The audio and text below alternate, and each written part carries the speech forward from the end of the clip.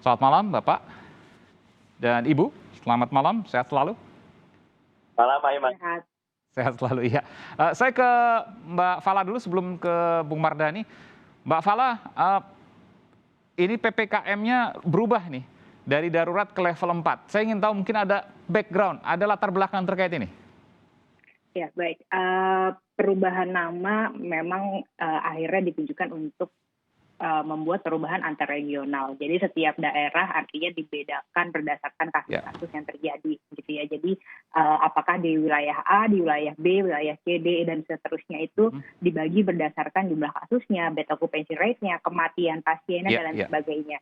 Diputuskan untuk memberikan zonasi agar perlakuan di tiap daerah bisa berbeda dan di tiap daerah itu bisa berjalan sesuai dengan kasus hariannya ataupun kasus mingguannya gitu. Jadi perlakuan misalnya di DKI Jakarta dengan di Bali akan berbeda ataupun misalnya di Bali dengan di Palembang akan berbeda. Informasikan Bali level 3 ya, Jakarta, Jabodetabek semua level 4. Saya bacakan dulu. Level 4 ini ada lebih dari 150 kasus COVID-19 per 100.000 penduduk.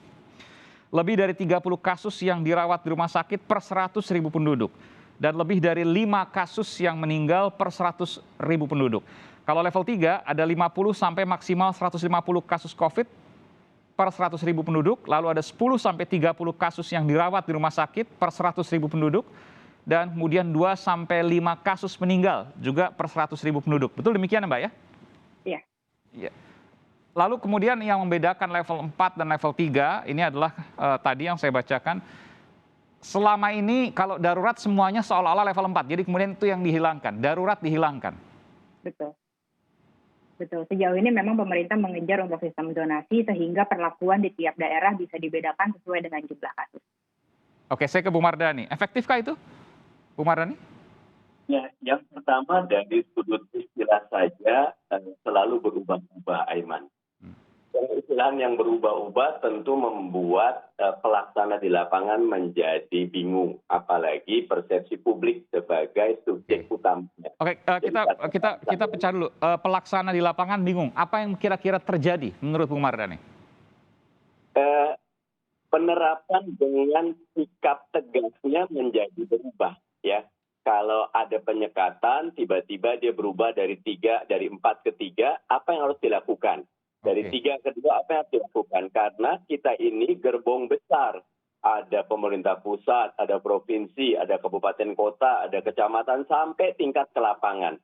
Perbedaan persepsi sangat mungkin terjadi ketika, apalagi nyuwun sewu buat Pak Jokowi, tanggal 20 malam baru diumumkan perubahan-perubahan ini. Padahal Indonesia span of control-nya demikian luas, perbedaan derajat pemahaman juga, itulah yang terjadi apa yang ada di Goa, ada di tempat-tempat lain. Kasihan masyarakat yang akhirnya menjadi korban. Oke, saya akan berikan kesempatan nanti ke Mbak Fala selepas jeda untuk menjawab semua apa yang disampaikan oleh Bung Mardhani Alisera. Kita akan segera kembali saat lagi, tetaplah bersama kami di Sapa Indonesia Malam. Saya langsung ke Dr. Fala. Ya. Kalau saat ini tadi disebutkan ini level 3, level 4, PPKM darurat, yang di bawah bisa bingung. Contoh misalnya soal penyekatan. Level 4 atau level 3, bedanya apa ya? Kira-kira jawabannya apa Mbak Fala? Ya, sejauh ini sampai hari ini kita masih menggunakan regulasi Kemendagri tahun surat edaran 51 tahun 2021 mengenai perjalanan. Jadi untuk perjalanan dari PPKM misalnya dari Jakarta ke Bandung gitu ya, kita masih tetap menggunakan syarat-syarat seperti harus vaksin, setidaknya vaksin pertama untuk menunjukkan PCR H-2 untuk pesawat gitu, ataupun ketentuan sebagaimana dimaksud seperti aglomerasi, kita bisa melakukan surat perjalanan dan lain sebagainya, itu tetap bisa berlaku. Oke, nggak ada yang berubah itu ya, soal perjalanan nggak ada yang berubah? Sejauh ini masih ditetapkan pemakaian Kemendagri yang 51. Meskipun misalnya gini, dari Jakarta ke Bali, Jakarta level 4, Bali level 3. Iya. Itu sama? Iya, masih sejauh ini kita masih sama. Tapi zonasi ini sebenarnya kita ingin membuat masyarakat aware terhadap tempat tinggalnya maupun terhadap perjalanan terhadap tempat yang akan ia datangi berikutnya gitu. Jadi ia tahu betul kondisi di lapangan yang ia akan datangi. Ia juga mawas diri terhadap kondisi lapangan yang ia tadinya tempati. Sehingga ia tidak membawa virus kepada tempat tempat yang akan ia datangi, ia juga tidak membawa dirinya kepada misalnya battlefield ke area Oke. berikutnya, misalnya areanya adalah level 4. Jadi ini membentuk Saya mau awareness konfirmasi dulu kepada Dokter Fala. masyarakat. Jadi level 4, level 3 ini sesungguhnya mengacu pada standar WHO, betul nggak? Sejauh ini iya, dari Kemenkes juga itu adalah menurut kepada standar WHO dan juga ditetapkan lagi kepada yang bisa diaplikasikan oleh rakyat Indonesia. Saya coba untuk mencari, WHO pun baru untuk menentukan level-level ini, belum lama.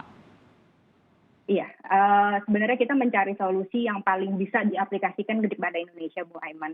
Gitu. Jadi yang paling bijak dan juga yang paling bisa diterima daripada masyarakat dan paling bisa diberlakukan oleh kami gitu, oleh pemerintah, oleh Satgas dan juga mungkin kepala daerah yang bisa menangani di Apakah setiap kota. level-level ini kemudian bisa dipahami, terutama untuk masyarakat menengah ke bawah misalnya dari sisi pendidikan? Saya kok nggak yakin.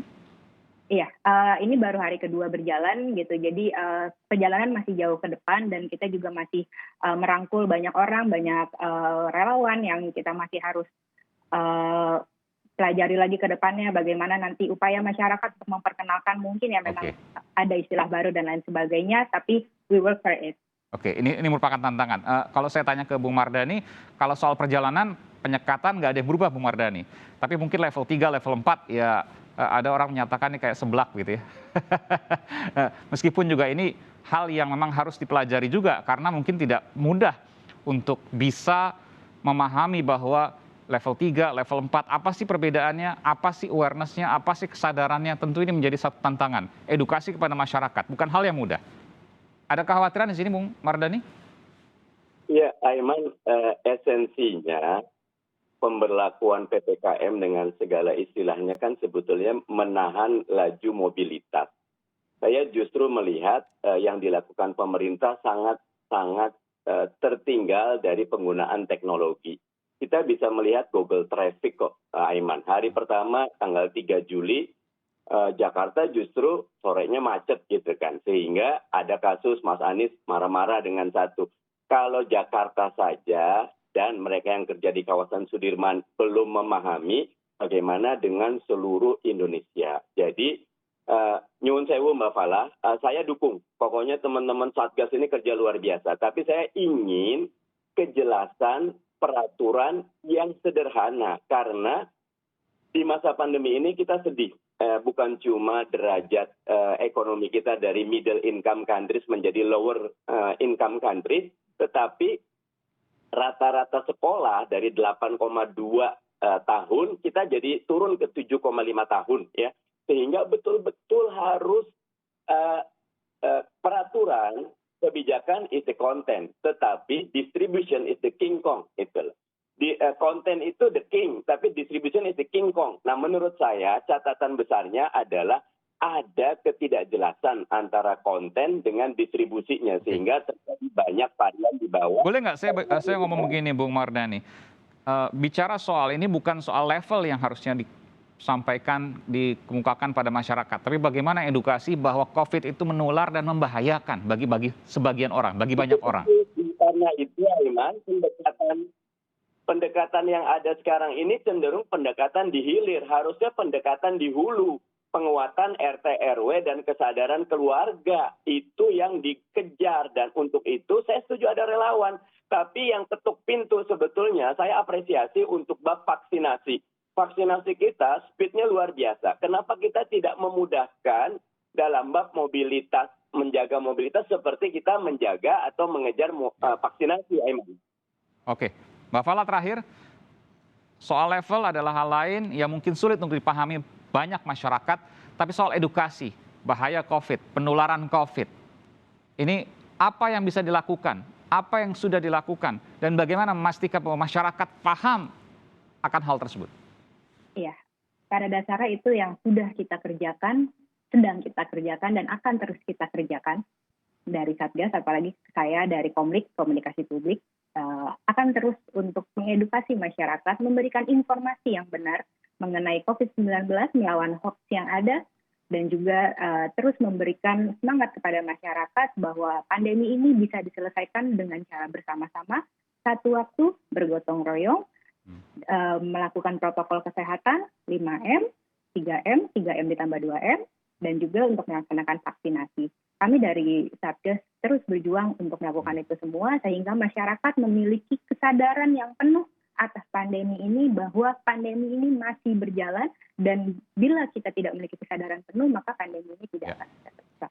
Dan pemerintah tidak bisa bekerja sendiri, harus kemudian merangkul masyarakat, harus melibatkan masyarakat dari bawah, RT, RW, dan juga komunitas-komunitas yang kemudian bisa menyadarkan, mengedukasi, sehingga kita bisa setidaknya meratakan kurva penularan menjadi dan hal yang di beban bawah. beban tidak ada di bahu tenaga kesehatan karena Betul. mereka adanya di garis belakang.